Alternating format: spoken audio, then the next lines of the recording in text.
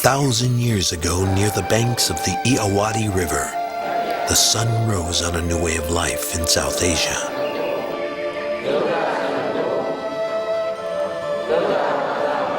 The voice of the people sang the praises of Lord Buddha, prophet of peace and meditation.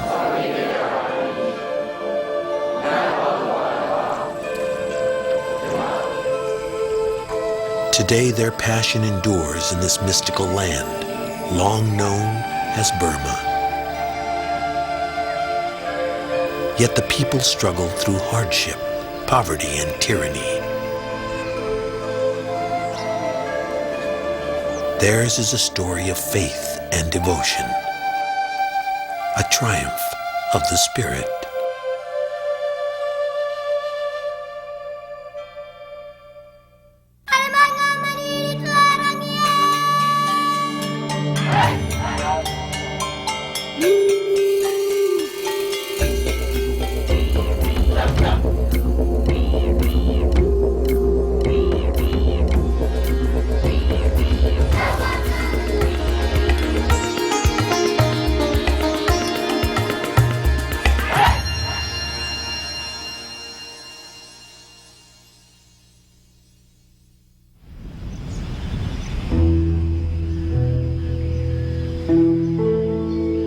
The one certainty of human existence is suffering.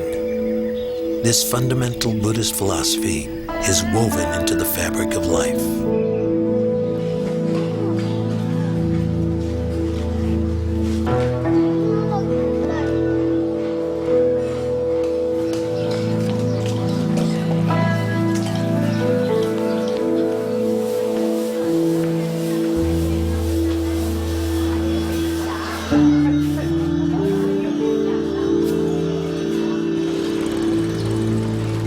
Today, this reclusive nation is called Myanmar.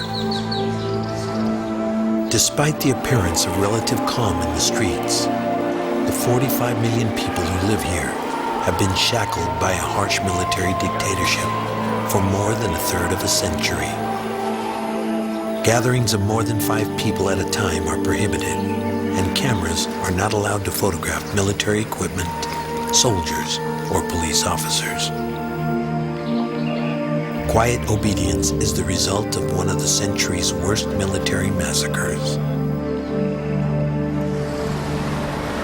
During pro-democracy demonstrations in the capital city of Rangoon in 1988, the military tightened its grip. Because no news organizations were allowed in Burma, no one recorded the slaughter of more than 3,000 unarmed protesters. The voice of democracy was silenced in a single act of bloodshed.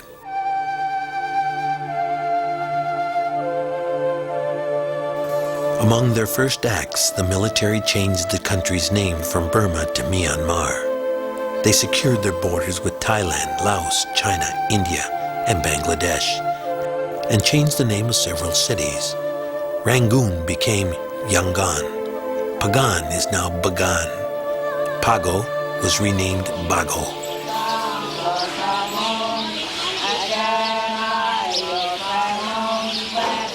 But superficial name changes in martial law didn't alter the people's will to survive. They still have their faith.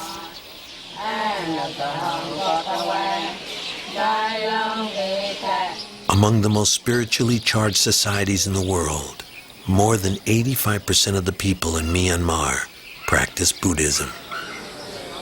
Some argue that the peaceful tenets of Buddhism explain the people's seeming willingness to live under tyranny.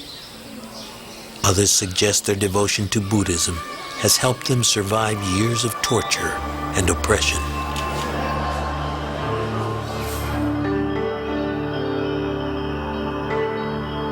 An offshoot of Hinduism, Buddhism is based on the life and teachings of Siddhartha Gautama, the Buddha.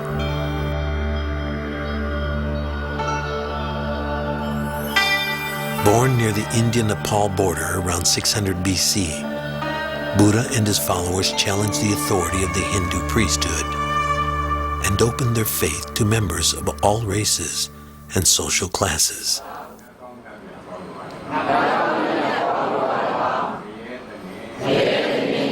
Worldwide, as many as 300 million people practice Buddhism today. In Myanmar, believers follow Theravada Buddhism, an orthodox sect which closely adheres to the teachings of Buddha and traditions of monastic life.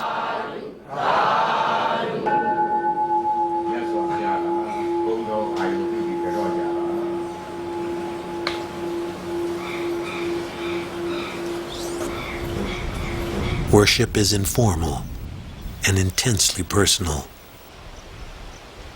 Some seek enlightenment through quiet meditation. Others make daily visits to pagodas with offerings of money or food.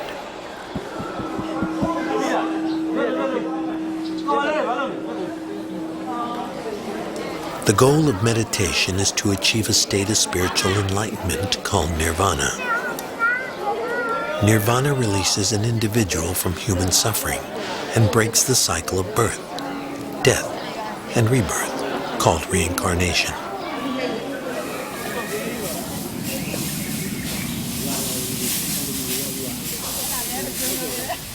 Theravada Buddhists place great value on individual actions and service to others, simple acts that permeate daily life.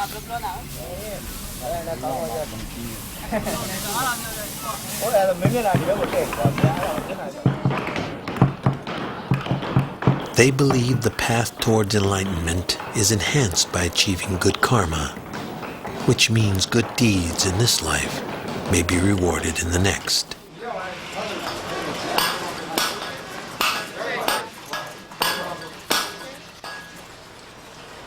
From chiseling the curves of a marble Buddha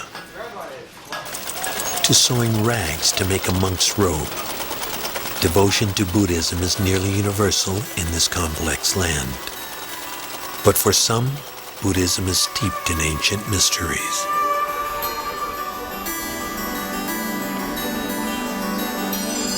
Many believe the spirits of supernatural beings still reside in the woods and among the flowers of the mystical Mount Popa.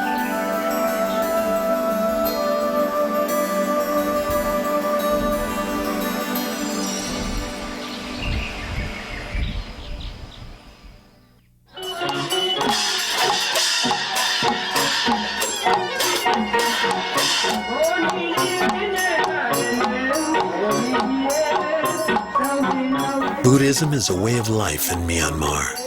Yet many people in rural areas also celebrate and revere supernatural spirits.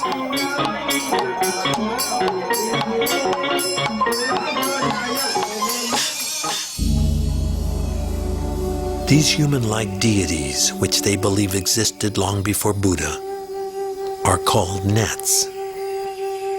For those who worship nats, there are 37 universally accepted nats in the Myanmar cosmology. Each nat possesses power. Most are associated with natural phenomena, such as clouds, trees, or water. Roughly 50 miles southeast of the ancient city of Bagan, Mount Popa is the spiritual center of nat worship. At a shrine crowning the top of the 5,000-foot peak, pilgrims make offerings to statues of the all-powerful nat spirits. Like saints in the Catholic Church, nats are called upon in times of need with prayers for assistance or forgiveness, even protection. The history of nats is rooted in legends that go back thousands of years. Perhaps the most famous are the Mahagiri nats of Mount Popa, a handsome blacksmith, and his beautiful sister, who died tragically at the hands of an evil king. For more than 7 centuries, every king crowned in nearby Bagan made a pilgrimage to these shrines to seek the spiritual counsel of nats. Myanmar may be the most profoundly Buddhist country in the world, but thousands still believe in a fusion of Buddhism and nat worship.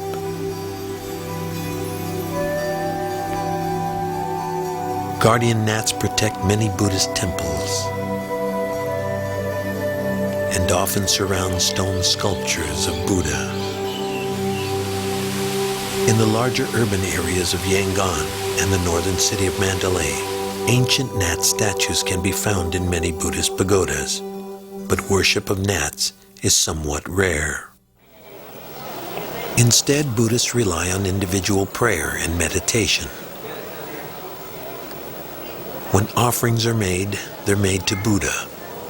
They range from gifts of money and fruit, to small shields of gold leaf applied by hand, to shrines such as Mahamuni, the most important religious icon in Mandalay. Legend suggests that Buddha actually posed for this shrine. He then breathed upon the image and said, "With my essence, this will live the 5,000 years I have prescribed for the religion."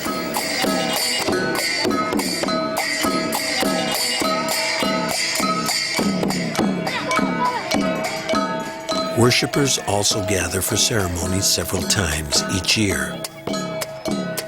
Some, such as this parade through the streets of Mandalay, carry gifts for a local monastery. The parade is followed by a meal at an outdoor market. Offerings are displayed on a makeshift altar, and food is served freely to those in need as part of the Buddhist effort to perform good deeds. There's a modesty about the gifts that befits the devout men who will receive them. Monastic life is central to Theravada Buddhism, largely because Buddha himself lived a humble, non-material life.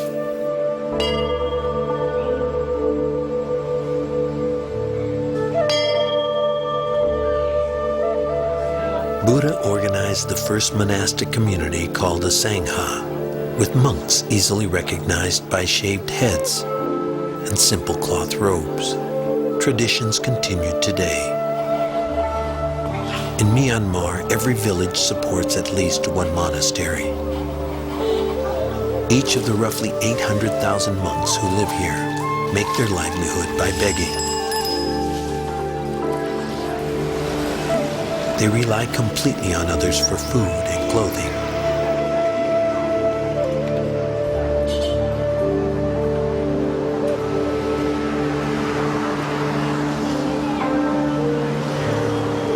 With their black alms bowl, monks make the rounds of homes and businesses near their monastery twice each morning. This ritual goes back centuries. It's not the monk who gives thanks, but the provider of food. It gives the average person a chance to do a good deed and improve their karma.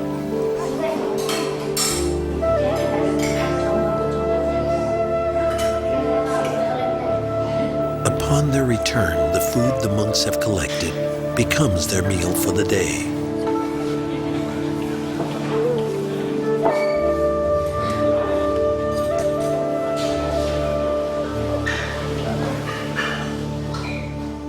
A monk, or pongi, is completely dedicated to Buddha.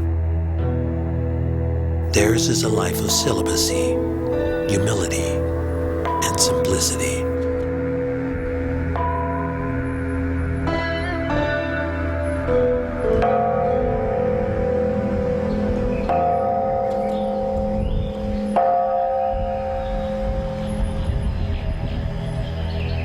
Beginning about age 10, most males spend at least a few weeks as a monk. For many boys, this time is spent learning the traditions of monastic life, including both worship and work. Their indoctrination to Buddhism takes place in one of the 600 monasteries that line the west bank of the Irrawaddy River in the Shwedagon Hills.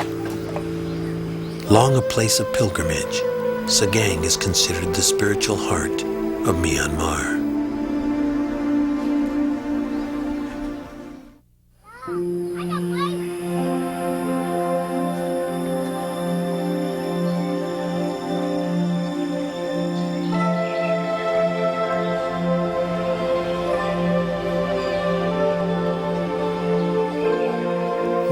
5,000 Buddhist monks and nuns live in the Shwedagon Hills near Mandalay, and hundreds more visit each year on spiritual retreats.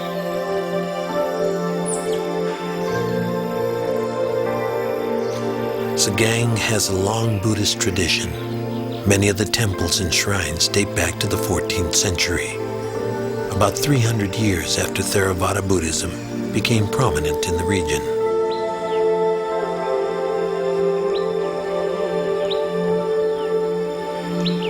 Some have retained their beauty over time, but the approach to Shwedagon Pagoda reveals a different legacy. The ravages of powerful earthquakes. Construction of Shwedagon Pagoda began in 1790 under King Bodopia. He attempted to build the greatest Buddhist shrine in history. Thousands of slave laborers hauled stone for the base of the 50-foot-high pagoda, but the king died before it was completed. His dream was lost forever when the upper sections collapsed during a severe quake in 1838. Although Shwedagon Pagoda lies in ruin, the Shwedagon Hills pulse with the quiet spirit of monastic life.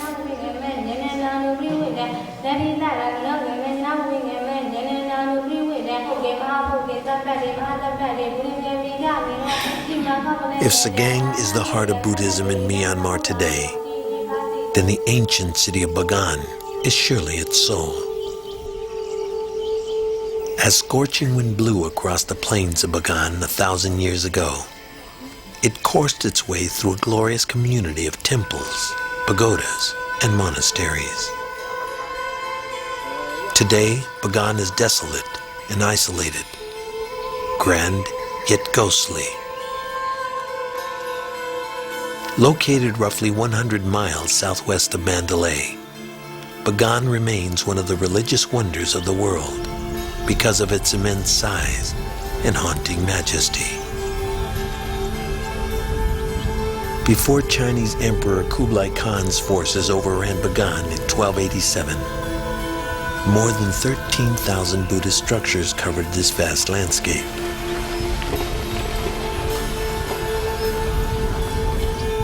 Today, only 2,000 pagodas and temples remain.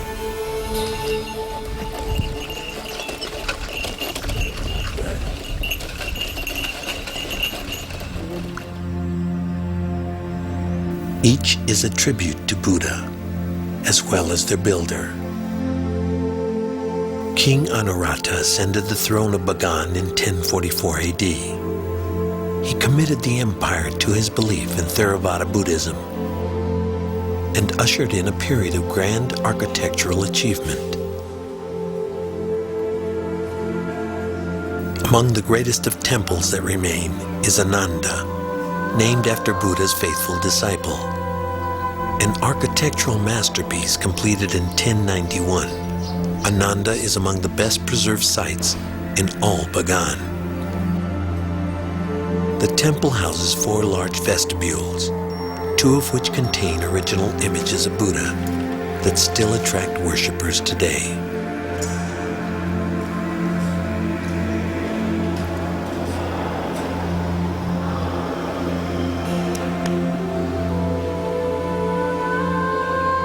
Most pagodas and temples lie in ruin, their red brick returned to dust. A few, such as Sulamuni, retain much of their original splendor.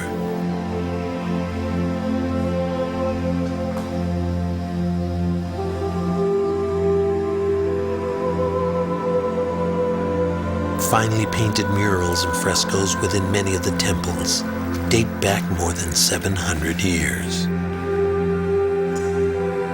These sacred images help define the timeless spirit of Bagan. This ancient land still resonates with the voices of 1,000 years of worship. Today, the spirit lives on in one of the most important shrines ever built, the majestic Shwedagon Pagoda.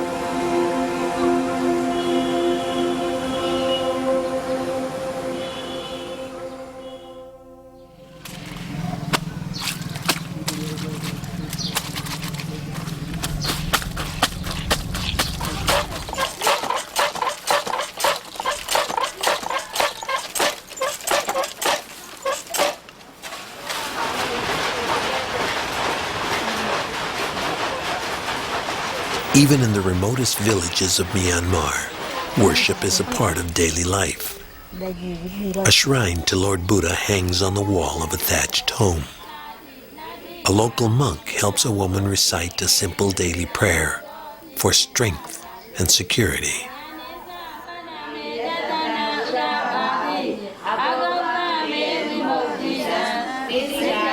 In the cities, many Buddhists offer the same prayer during daily visits to temples and pagodas.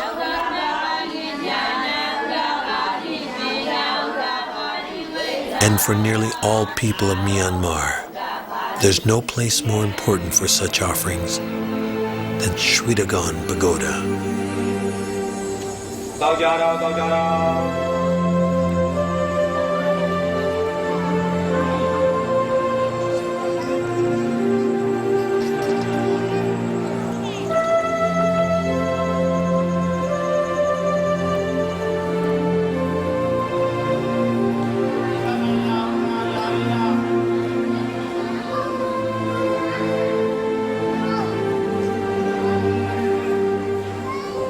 Though its origins cannot be confirmed, legend suggests the first golden dome was built more than 2,500 years ago by two brothers, with the help of supernatural Nat spirits.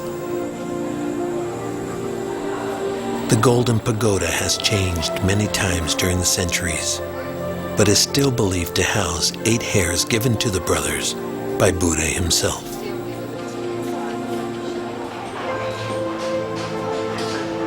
Queen Shinsabu, who ruled during the late 15th century, is credited with giving Shwedagon its present shape.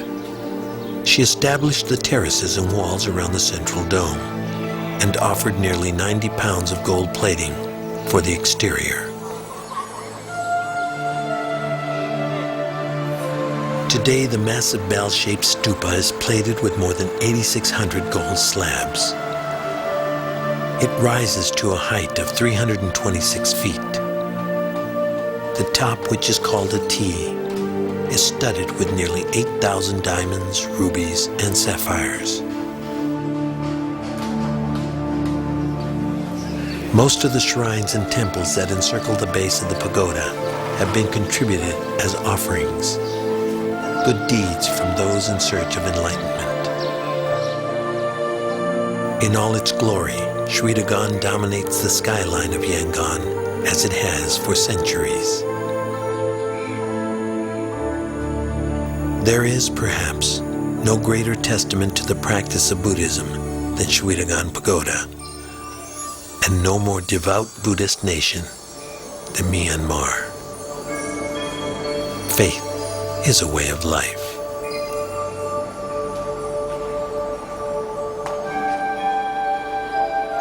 If this reclusive nation is to find its way in the future, it will succeed on the glory of its past and the will of its people.